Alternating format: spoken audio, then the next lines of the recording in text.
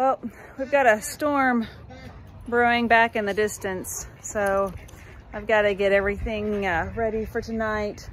Every night we come in and pull all the feed up out of the coop. I've learned after our little battle with the rats this summer that it's just a lot easier to just pull all the feed up at night now. So that's our new thing that we're doing. This way, I found out that that's probably the easiest thing to do to help keep the rats at bay. So just a new practice that we do is to get them out. So that's what I'm doing now, is coming here into the coop, and we're just gonna pull all the feeders up. So what we do is get everybody's feeders out of their pens. Come in here. A lot of them, they're on the carabiners on their feeders, so we're just gonna pick them up. And the birds also, what they've done, a lot of times they'll scratch the feed out. These are the Barnevelders. They're actually pretty clean.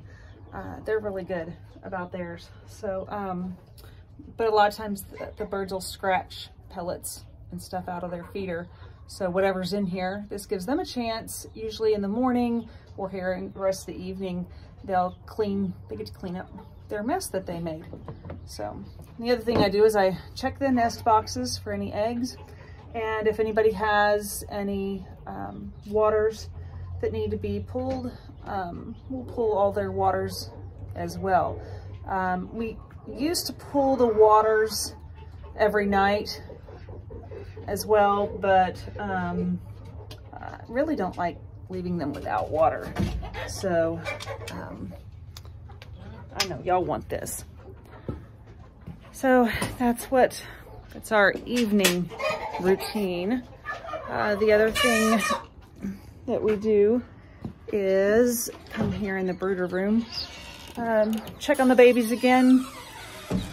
Since we do have a storm coming through. So it was really warm today. It was up to the 80s. So these babies up here are just a month old, and it was nice and warm. So we cut back to just one heat lamp. So I'm gonna come over here and just turn on a second heat lamp for them for the night, because it'll probably be cooling off tonight. I always like to double check on everybody, make sure everybody's doing well. That's something, chicks can pass, it happens. So it's never fun to walk in and find that somebody's passed. So always just check on them, make sure everybody's doing okay. Make sure I don't have one thing always need to check on is their feeders. Sometimes they have these open top feeders, and sometimes the chicks will jump in there. I've found them in there on occasion. I check their waters as well. Again, turn on their heat lamp. They have a second one. That's not it. That's it. They have a plastic cover on their window. I haven't taken the plastic off of their window yet. It's just, there's too many breezes. I don't like, these chicks are just too young, too much of a draft for them. So I will still cover their window. I'll come back and fix that one. It's kind of hard to do one-handed. So let's see. Check on these little ones. Some of these just got moved up here this morning. So just got to make sure they're all doing quite well. That's all of them. I've got some of these that are, there's a couple of these guys that are going to be moving tomorrow. I don't know if I really want to move them because they would be going down here with the Morans, and those Morans are about twice their size, and the Morans are supposed to move in 2 weeks, I believe. They'll move down to the bottom level. So I think I'll probably just wait those 2 weeks, and then I'll move everybody up here at the top. Let's see, I will have, looks like about, oh, that's not it, that's the wrong one. Oh, there's a lot of birds that would move in 2 weeks. There's a lot of birds that will be moving from the top to the middle. So that's a lot, but there's almost 30 birds up here. So that's a lot. I don't really like keeping that many in there, but I was hoping some would have sold. Some are going home. I think Thursday I've got some going home. So some of those I was hoping would have been sold by now. So, you know, it is what it is. I guess as that starts to slow down, I think because the stores started getting their chicks in, what I was getting has slowed down a little bit. So, nobody's eggs. I think I gathered all their eggs already. Anyways, but as the stores have gotten all of their chicks in, people now will go to the stores and get their eggs from there.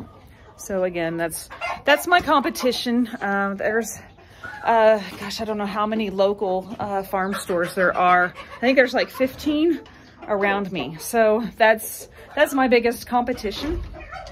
As far as that goes is the farm stores. So that's when I get to, you know, when they don't have their chick days, that's when, you know, I can, you know, make my sales. So let's see. Ooh, hey, guess what? This is my Iowa blue pen, by the way. And there are, I don't know if y'all can see, 3 eggs. And guess what? I have 3 hens. So everybody in here is finally laying. It's been 1 hen for the longest time. And then the past, gosh, how many weeks? Probably week and a half, 2 weeks. One of my, I would call her a not middle-aged, but my middle hen, she started laying. And then I guess now my oldest one, who is 7 years old, has, I guess she decided she's gonna start laying. So when I gather my eggs, one of the things I do is I always mark my eggs. So one of the things I put on it, so this is an Iowa egg. So what I'm gonna put on it, I always have pencils in my coop, and the rats like to steal my pencils too. So do my turkeys. They're pinned up. So what I do is I write an I, which y'all can't see that, I, on an Iowa blue egg. So each of the pens has a different letter, so that when I go to incubate them, I know what that egg is for. So Iowa blues get an I. My blue laced Wyandottes are just a W right now. Silver laced Wyandottes are SW. Eventually I'll have to change up some of the numbers. Probably gold laced Wyandottes will be GW. When I do I'm gonna have to separate my Wyandottes, my silvers, at some point. So I'm gonna have the black laced and blue laced silver. So I'll have to come up with a number there. Brahmas are BR. Barnevelders are just a B. So, and these girls, I put new hay. This is my Brahmas. It's kind of dark in here. And I put new hay in their nest box and they didn't lay. So I took the lid off because I thought maybe that would help. And that doesn't seem to have helped either. So they didn't like me adding hay to their nest box. They can be really particular sometimes. So I guess I disrupted their routine. But these are my favorites. This was the grow out pen, but I decided to move them a couple weeks ago into here. This guy right here, he's out of my original line that I started many years ago, probably 6 years ago or so. So his I don't know how many, well, I guess his mother is out of my original line as well. She is a daughter of the original cockbird that I had, and he was 3 feet tall. He was huge. He was not hatchery stock. He was from a breeder, and oh my gosh, he is gorgeous. And so he's, you know, I tried to continue that line, I've only got about 4 birds out of here, out of that line still. The rest of these are hatchery birds that I had to go get. So that's kind of some of them. Kind of hard to see them with that light that's going. Somebody's gonna get, I know you want the attention, that's what you want. Y'all want to see?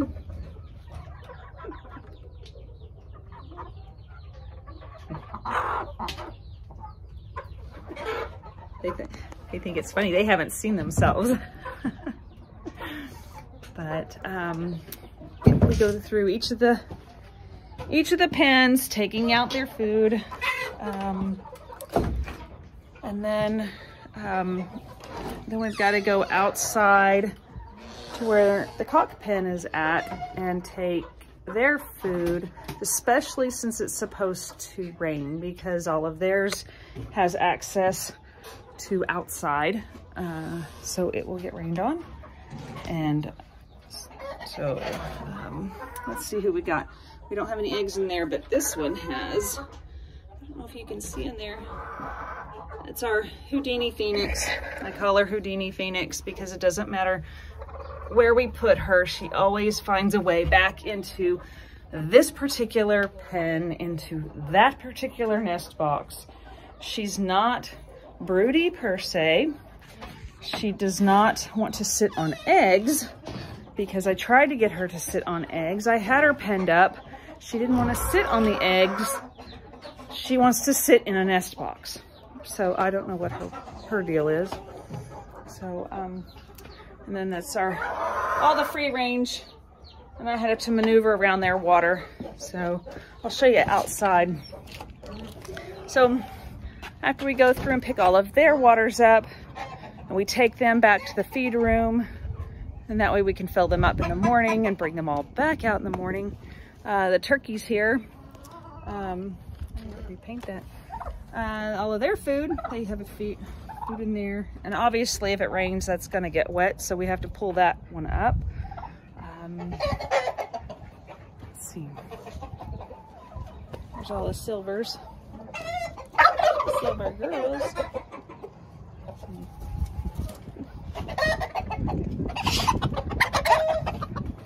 Here's the boys, some of the boys. These are the cages that are left over from what we called the condominium that was in this old pen. So we tore this down, took all the walls off. There wasn't a lot of lumber in it that was holding it together. In fact, the wind had picked this up and moved it at one point. That's how light it was. So we just took it down to where it was posts and a roof, re-leveled it, got it all fixed up, and these were the cages that were on the wall. There were 2 levels. And this is where all the, we put all the boys. The roof here was the sides of it, and I would lift those up in the summertime, so it provided lots of shade for all the free range birds. And it was, it was all nice and airy and open. Loved it, loved it. But I needed some place to put the turkeys, and so that became the turkey pen. So in the meantime, we've got all the boys here. We got 3 Niederheiners down here. I'm working on this chicken coop, this new one. I think I'm gonna put the Niederheiners in there first. Even though I've only got 1 hen, I'm not sure if these 3 guys are gonna get along. I'm really hoping they do. But I don't like them I don't like keeping birds in these pens. And then I've got those 2 boys at the end down there those are both Easter eggers. Those are my Fraptus frizzles. One is frizzled, one is not. They're brothers to all the hens that are breeding right now. I've got people who wanted them, so they're just being held. Let's see. Up here, this is our new Lakenvelder. A friend actually gave him to me.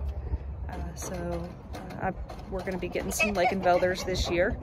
So he'll be used maybe next year once everybody's matured, but he'll be at least a new bloodline. And then we have here our 2 little OEGBs. They're about 2 years old. We used to have them free ranging, but they tend to be a little aggressive, not mean, definitely not mean to people. They're just a little more rambunctious. Rambunctious is a good word. Especially to the ladies, so they're more in time out than anything else. So that's everybody here. I really would like, we had the other half right up there, but we had a big windstorm that came up from the south and lifted that whole thing off, threw it on top of the turkey pen. So that's got to get fixed. Again, I'm trying to get this coop done. I really wish the rain wasn't coming. We had to tear everything down for the coop, get it fixed or get it moved and put away so that it doesn't get rained on. So anyway, we gotta get everything, like I said, picked up, put away so that we're not losing feed and we can get these birds protected. So for this rainstorm. It's pretty though, isn't it? That's out looking south. All the pretty ponies out there. That's the other half. So got to get them fed for the night. What else? Just normal evening routine. So that's it. And that's Zeus back there behind me too. So y'all have a good night.